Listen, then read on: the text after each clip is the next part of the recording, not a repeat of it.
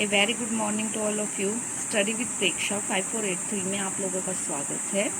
आज हम करेंगे एक्सरसाइज 3.1 3.1 प्रश्नावली मैथ के क्लास 7 की। अपनी कक्षा के किन्हीं 10 विद्यार्थियों की ऊंचाइयों का परिसर आपने ज्ञात करना है। देखिए, हमने 10 बच्चों की ऊंचाई लिखी 5 फीट 4 इंच, 3 फीट 2 इंच। इस तरह हमने जो है 10 बच्चों की ऊंचाई अपनी क्लास के बच्चों की नोट कर ली। तो परिसर जब हम ज्ञात करेंगे, सबसे ज़्यादा में से परिसर होता है सबसे ज़्यादा में से सबसे कम को घटा देना।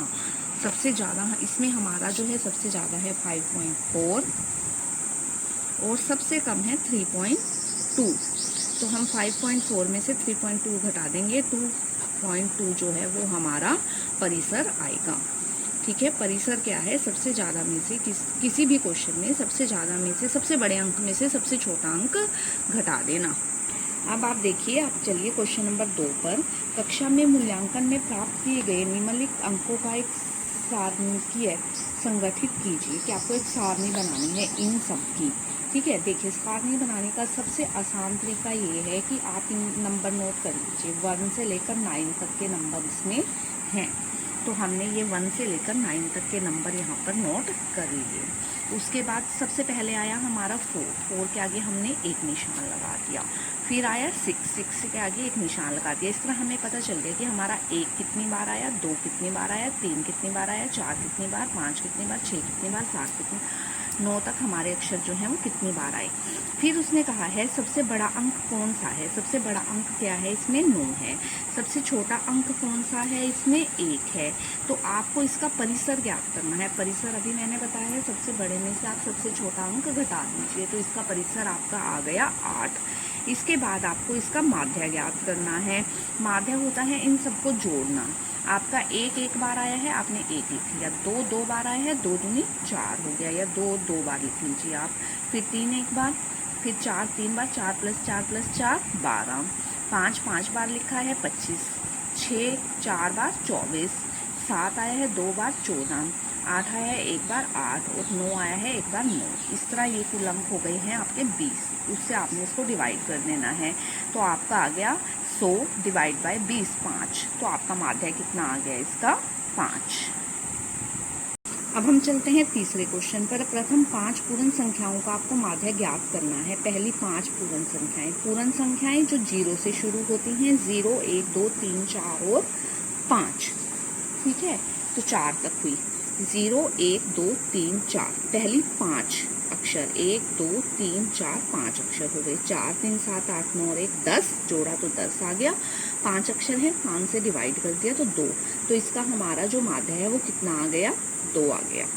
ठीक है, आगे चलते हैं 4th क्वेश्चन पर। एक क्रिकेट खिलाड़ी ने 8 पारियों में निम्नलिखित रन बनाए। ये उसने रन बनाए हैं जो दिए हुए हैं, उसका आपको माध्य ज्ञात करना है, माध्य स्कोर। ठीक है, तो माध्य कैसे ज्ञात करते हैं? इन सबको जोड़ लीजिए और फिर गिनिए कितने हैं। 1 2 3 4 5 6 7 8 8 है। जोड़ आया आपका 305। 305 को आपने 8 से भाग करना है। जब आप 305 को 8 से भाग करेंगे, 8 के 24 65 8 64 10 38.12 जो है वो आपका राइट आंसर आ जाएगा। अब हम चलते हैं क्वेश्चन नंबर 5 पर। निम्नलिखित सारणी में प्रत्येक खिलाड़ी द्वारा 4 खेलों में अर्जित किए गए अंकों को दर्शाती है कि एक खिलाड़ी ने पहले खेल में 14 लिए, दूसरे खेल में 16 लिए, तीसरे खेल में 10 लिए और चौथे खेल में 10 लिए। ये ए का स्कोर है, ये बी का स्कोर है, ये सी का स्कोर है। अब निम्नलिखित प्रश्नों के उत्तर दीजिए। सबसे पहले आपको ए का माध्य ज्ञात करना है या औसत अंक ज्ञात करने हैं कि ए ने कितने अंक लिए। ठीक है, तो ए के अंक ज्ञात करने के लिए 14 16 10 और 10 इनको जोड़कर आप किससे भाग करेंगे? 4 से। देखिए यहाँ पे किया गया है 14 16 10 और 10 इनको जोड़कर हमने 4 से भाग किया, 50 आ गया। 50 को 4 से भाग किया 12.5 की उसने। अगर हम प्रत्येक मैच में देखें तो उसने 12.5 अंक जो हैं वो अर्जित किए। उसके बाद चलते हैं दूसरे क्वेश्चन पर। प्रत्येक खेल में सी द्वारा अर्जित अंक ज्ञात करने के लिए आप कुल अंकों को 3 से भाग देंगे या 4 से। देखिए उसने एक मैच खेला ही नहीं, तो उसमें उसने कोई स्कोर नहीं किया, तो हम इसको किससे भाग देंगे? 3 से। और क्यों भाग देंगे? क्योंकि ये औसत है। जो अगर वो 0 लेता तो हमें वो काउंट करना पड़ता, लेकिन उसने खेला ही हम उसे 3 से भाग कर देंगे क्योंकि उसने एक खेला ही नहीं, एक मैच उसने खेला ही नहीं, तो इसीलिए उसको काउंट नहीं करेंगे। उसके बाद अगला क्वेश्चन, बी ने सभी 4 खेलों में भाग लिया, आप उसके अंकों का माध्य कैसे ज्ञात करेंगे? बी का 0 + 8 + 6 + 4, उसका सबको हम किससे भाग करेंगे? 4 से। उसके 18 है, 18 को 4 से भाग किया, 4 चौके 16, 4.5, तो उसका औसत कितना आया कि हर मैच में उसने कितने अंक लिए? 4.5 अंक लिए। उसने लिए, ए ने 12.5। अब उसने 4th क्वेश्चन में पूछा है किसका प्रदर्शन सबसे अच्छा है, फिर हमें इसके लिए सी का भी ज्ञात करना पड़ेगा। 8 + 11 + 13/3, 3 से भाग किया क्योंकि हम पहले ही डिस्कस कर चुके हैं कि इसमें हमें 3 से भाग करना पड़ेगा। 32/3 10.16, तो किसका प्रदर्शन सबसे अच्छा है? इनमें से जो है ए का प्रदर्शन जो है वो सबसे अच्छा है। ए का जो प्रदर्शन है वो सबसे अच्छा है। इसके बाद चलते हैं हम छठे क्वेश्चन पर। विज्ञान की एक परीक्षा में विद्यार्थियों के एक समूह द्वारा 100 में से प्राप्त किए गए अंक निम्नलिखित हैं, ज्ञात कीजिए। अब सबसे पहले आप ये गिनो कि कितने हैं। 1 2 3 4 5 6 7 8 9 10, 10 हैं। 10 पेपर हुए एक परीक्षा में, उसके अंक जो है ये दिए गए हैं। एक पेपर हुआ उसमें 10 विद्यार्थियों ने भाग लिया। सबसे अधिक अंक कितने हैं, सबसे कम अंक कितने हैं? आप देखिए सबसे अधिक कितने हैं? 95 हैं, ठीक है। सबसे अधिक अंक कितने हैं? 95 हैं। और सबसे कम कितने हैं इसमें? 48 हैं। तो परिसर कितना हो गया? 95 में से हमने 48 घटा दिया तो हमारा परिसर कितना आ गया? परिसर आ गया हमारा 47। अब हमें निकालना है माध्य। माध्य निकालने के लिए इन 10 के 10 अंकों को हम जोड़ लेंगे। 85 + 76 + 90 + 85 + 39 + 48 + 56 + 95 + 81 + 75, इन सबको हमने जोड़ लिया तो हमारा आ गया 730, 730। उसको हमने भाग किया 10 से, 0 से हमारी 0 कट गई तो हमारा आंसर कितना आया? 73। चलते हैं हम क्वेश्चन नंबर 7 पर। 6 क्रमागत वर्षों में एक स्कूल में विद्यार्थियों की संख्या निम्नलिखित थी। 6 वर्षों में कि पहले साल में 1555 बच्चे थे, फिर 1670 हुए, 1750 हुए, 2013 हो गए, 2540 हो गए, 2820 हो गए। तो इसका आपको माध्य ज्ञात करना है। माध्य संख्या, माध्य क्या होगा? इन सबका जोड़ बटे 6। देखिए जब हमने इन सबको जोड़ा तो हमारा आंसर आया 12,348। फिर उसको हमने 6 से भाग कर दिया तो आ गया 2058, कि हर साल 2058 बच्चे जो हैं उस स्कूल में पढ़ते रहे। चलते हैं क्वेश्चन नंबर 8 पर। एक नगर में 7 दिनों में हुई वर्षा इस प्रकार दी गई है कि सोमवार को इतनी वर्षा हुई, मंगलवार को 12.2, बुधवार को 2.1, 0.0, 20.5, 5.5 और 1। इनसे वर्षा का आपको परिसर ज्ञात करना है। परिसर पहले ही बताया है, सबसे बड़ा अंक कौन सा है? 20.5।